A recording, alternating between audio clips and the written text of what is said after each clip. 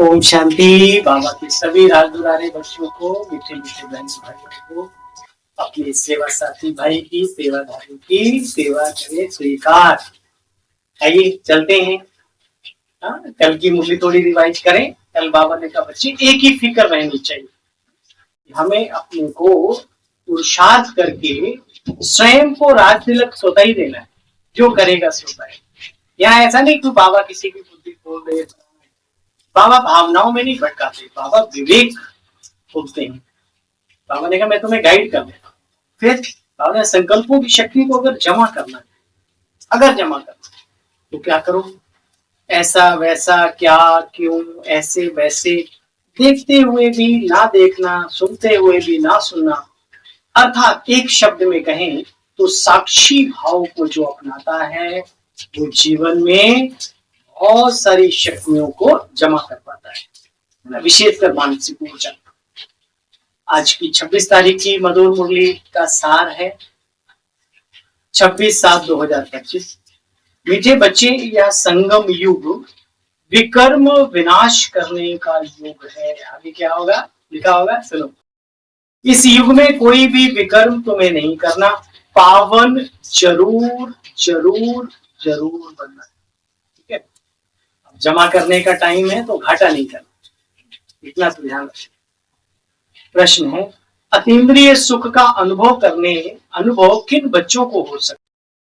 चाहत तो सभी के अंदर रहती है, लेकिन कर कौन सकते हैं? बाबा कहते हैं जो अविनाशी ज्ञान रत्नों से आत्माएं भरपूर रहती, उन्हें ही अतीन्द्रिय सुख का अनुभव हो सकता। जो जितना ज्ञान को जीवन में धारण करते उतना साहूकार बनते। अगर ज्ञान रतन नहीं तो जैसे कि गरीब। बाप तुम्हें पास्ट प्रेजेंट फ्यूचर का ज्ञान दे करके त्रिकालदर्शी बनाते हैं। हाँ भाई, हैं हम सभी त्रिकालदर्शी आत्माएं। किसी की कोठी दुकान बंगला घोड़ा गाड़ी देखकर ये तो नहीं लगता है कि ये दौलतमंद है। अरे दौलतमंद आपके पास ईश्वरीय खजाना है, अनमोल ज्ञान का खजाना है ना, ये निधि है। तो बाबा कहते बच्चे इन खजानों को महसूस करो। गरीब तो वो हैं जिनके पास ये, और इस संगम पर भी जिन आत्माओं की बुद्धि शुद्ध दिव्य और ये तीक्ष्ण है, बड़े भाग्यशाली है ना।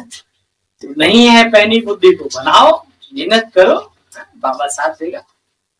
अच्छा भाई, अगर ज्ञान रतन धारण नहीं तो जैसे कि गरीब है। बाप तुम्हें पास्ट प्रेजेंट फ्यूचर का ज्ञान देकर त्रिकालदर्शी बना रहे।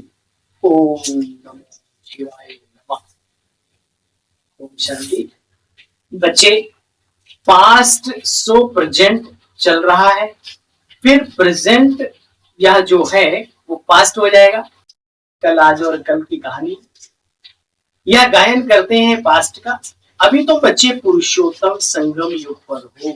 जब भी लिखत करते तो पुरुषोत्तम जरूर लिखना चाहिए। यह बात तो बच्चों के सिवाय कोई भी जानते भी नहीं कि बाप राजयोग सिखला रहे हैं। इस राजयोग से फिर सतयुग में जाकर के हम राजाई पद पाएंगे। तो प्रैक्टिकल में यहाँ राजयोग सीख, हम बाबा के बच्चों ने प्रैक्टिकल में राजयोग सीखा संगम पर। उसकी यादगार भी माउंट आबू में देलवाड़ा मंदिर जब चित्र बने हुए, यहाँ पर आत्मा दिखाई है, फिर यहाँ पर भी दिखाई है। नेत्र भी ऐसे नहीं, अर्ध नेत्र खोले हुए आराम से तपस्या कर रहे हैं।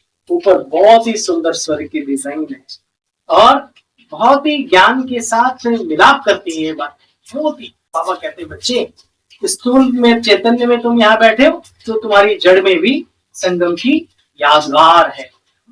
कई लोग वहां जाते हैं, समझते हैं। बाबा कहते बच्चे देखो, इस ज्ञान में कोई संशय नहीं लाना चाहिए, भगवानवाद। परंतु माया बच्चों से विक्रम करा देती है।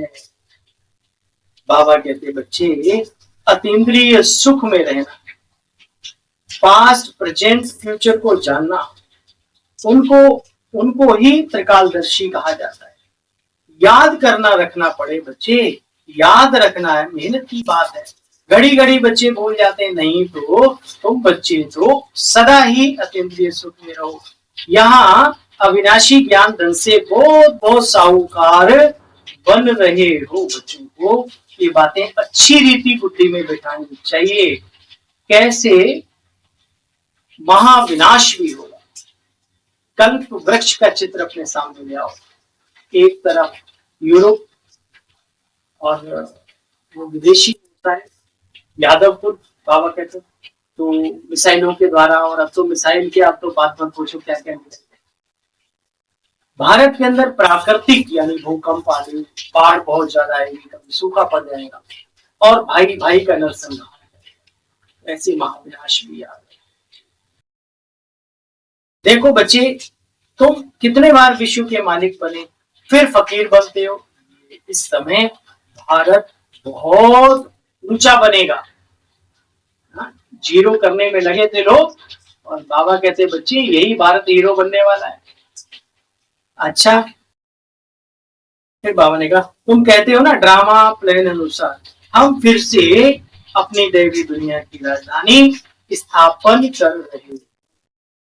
मनुष्यों को ज्ञान दान तुम देवियां करती, जिससे सब मनोकामनाएं पूर्ण हो जाती हैं।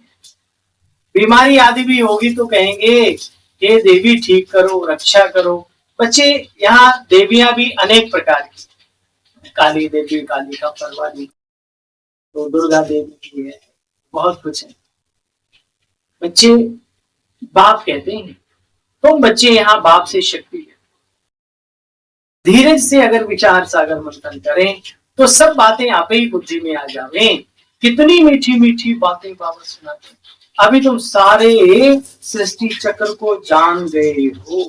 देखो, अमृत वेले तो फुर्सत मिलती है, दिन में तो शरीर निर्वाह कर्म करना पड़ता है। सवेरे सवेरे 2-3 बजे का टाइम बहुत अच्छा है। और जो बिजनेस करते हैं या जो फ्री रहते हैं, थोड़ा बहुत रेस्ट कर लेते हैं, तो रात में कम सो करके सुबह सवेरे का टाइम बहुत अच्छा है। बच्चे बाप को याद करना चाहिए। जिन बच्चों को पुरुषोत्तम संगम युग की स्मृति रहती है, वह ज्ञान रत्नों का दान किए बिना या धारण किए बिना, धारण करना अपने अंदर, दान करना दूसरों को, दान करने बिगर रह नहीं सकते। पुरुषोत्तम मास में एक नौंद का महीना आता है, सावन 2-2 हो जाते हैं, तो ये दान पुण्य का महीना कहा जाता है। पुरुषोत्तम मास में भी बहुत दान पुण्य करते हैं मनुष्य। तो ऐसे पुरुषोत्तम संगम युग पर तुम बच्चों को ज्ञान दान, धन दान भी करना चाहिए। बाबा समझाते हैं, माया से भी सावधान रहना, नहीं तो काम महाशत्रु है, 5वीं मंजिल से गिरा देता है। अब बच्चे पवित्र बनो।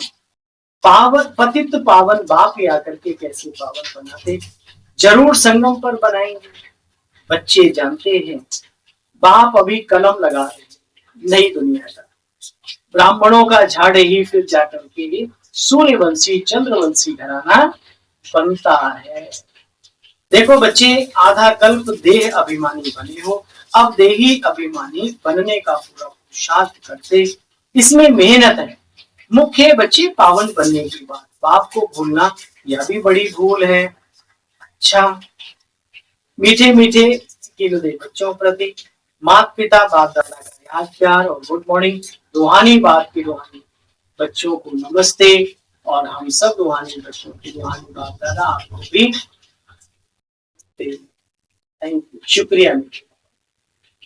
सार का सार है, इस पुरुषोत्तम मास में ज्ञान रत्नों का दान करना, अमृत वेले उठ विचार सागर मंथन करना। पुरुषार्थ में कभी रुकावट आए तो बाप को समाचार देकर श्रीमत ले लीजिए। सर्जन को सब सुनाना, विक्रम विनाश करने समय कोई बच्चे विक्रम नहीं करना। समय चल रहा है, पुण्य की पूंजी जमा करने थोड़ी जाना। वरदानी बाबा का वरदान है हम सभी के लिए, अखंड योग की विधि द्वारा। यहाँ सिद्धियां लेनी है तो अखंड योग की विधि अखंड योग की विधि द्वारा अखंड पूज्य बनने वाली श्रेष्ठ महान आत्मा भव। बाप दादा कहते बच्चे, आजकल जो महान आत्माएं कहलाती हैं, उन्हों के नाम के आगे अखंडानंद आदि रखते हैं, लेकिन सब में अखंड स्वरूप तो आप हो। आनंद में अखंड, सुख में अखंड, प्रेम में अखंड, शक्ति में अखंड, शांति में अखंड, ज्ञान में अखंड, प्रभु प्यार में लवलीन होने में अखंड आदि। सिर्फ संग दोष में ना हो। ये जो संग दोष है बर्बाद कर देता है जिंदगी। अच्छे खासी आत्मा पुरुषार्थ कर रही है, थोड़ा सा कोई कारण बना और सही। संग दोष में ना हो बच्चे, दूसरे के अवगुण को देखते, सुनते, डोंट केयर करते, इस विशेषता को सामने रखो तो अखंड योगी बन जाएंगे। स्लोगन, दिव्य बुद्धि ही साइलेंस की शक्ति का आधार है। दिव्य बुद्धि ही साइलेंस की शक्ति का आधार है। इशारा है, संकल्पों की शक्ति जमा कर श्रेष्ठ सेवा के निमित्त बनो। डिटेल है आज का। जो अपनी सूक्ष्म शक्तियां यानी मन बुद्धि को हैंडल कर सकता है, वह दूसरों को भी हैंडल कर सकता है। इसलिए स्व के ऊपर कंट्रोलिंग पावर, रूलिंग पावर हो तो यही यथार्थ हैंडलिंग पावर बन जाती है। चाहे अज्ञानी आत्माओं को सेवा द्वारा हैंडल करो, लेकिन चाहे ब्राह्मण परिवार में स्नेह संपन्न, संतुष्ट संपन्न व्यवहार करो, बच्चे दोनों में सफल हो जाएंगे। लेकिन पहले अपने मन और बुद्धि को जो हैंडल करना जानते हैं, वो इस दुनिया को हैंडल कर सकता है। सीखा? अच्छा भाई, ओम शांति। कल बाबा का दिन व्यक्त मुरली का सार लेकर के आप सबके बीच आएंगे। तब तक की आज्ञा दीजिए अपने सेवा साथी भाई को। ओम शांति।